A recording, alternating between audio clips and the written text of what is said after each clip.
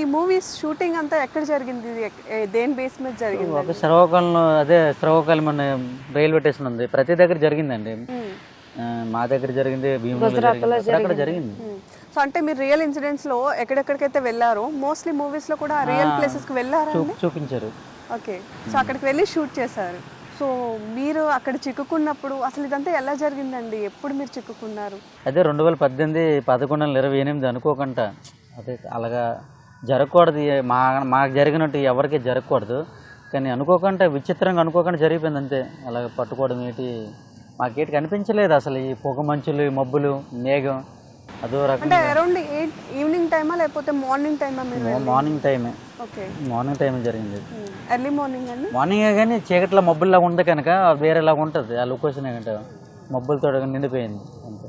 So మీరు అనుకోకుండా చిక్కిపోయారు. So అక్కడి నుంచి మీ ఇంట్లో వాళ్ళకి ఇన్ఫార్మ్ చేయడానికి ఫోన్స్ ఉండడం అట్లా ఏమైనా ఉంటాయా సిచ్యువేషన్? అంటే దొరికినప్పుడు మాకన్నా 20 కిలోమీటర్ తూర్పుకి బోట్లు ఉంటాయి, వాళ్ళు తెలియజేశారు వాళ్ళకి ఇలాగ దొరికిపోయింది. సరే మాకు దొరికి పట్టుకెళ్ళి కరేసే జైలు వేసిన లెటర్ కూడా రాసింది, ఇలాగ దొరికిపోయిందని అప్పుడు కూడా తెలియజేస్తాం వాళ్ళకి. సో అసలు గెస్ట్ చేశారా ఇలాంటి సిచ్యువేషన్ వస్తుంది లైఫ్లో? అనుకోలేదండి, ఎంత జరిగితే కల్లో కూడా అనుకోలేదు. నూకమ్మ గారు, ఆయన అయితే జైల్లో ఉన్నారు, బట్ మీరు అప్పటికి ప్రెగ్నెంట్. సో ఎన్ని మంత్స్ అండి మీకు అప్పటికి? 7 months. 7 months. సో 7 months లోపల బేబీని పెట్టుకొని మీరు ఎంత సఫర్ అయి ఉంటారు కదా.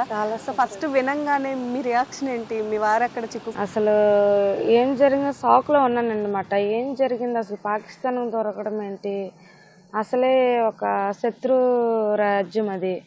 ఏమని ఒక షాక్లో ఉన్నాను. అనుకోటి ప్రెగ్నెన్సీ ఏదైనా సఫర్ అయితే లోపల బేబీ ఏమవుతుందని ఒక బాధ ఒకవైపు, దొరికారనే బాధ ఒకవైపు, ఇవన్నీ దిగమింగుకొని డెలివరీ ముందు వరకు కూడా నేను ప్రయత్నిస్తూనే ఉన్నాను.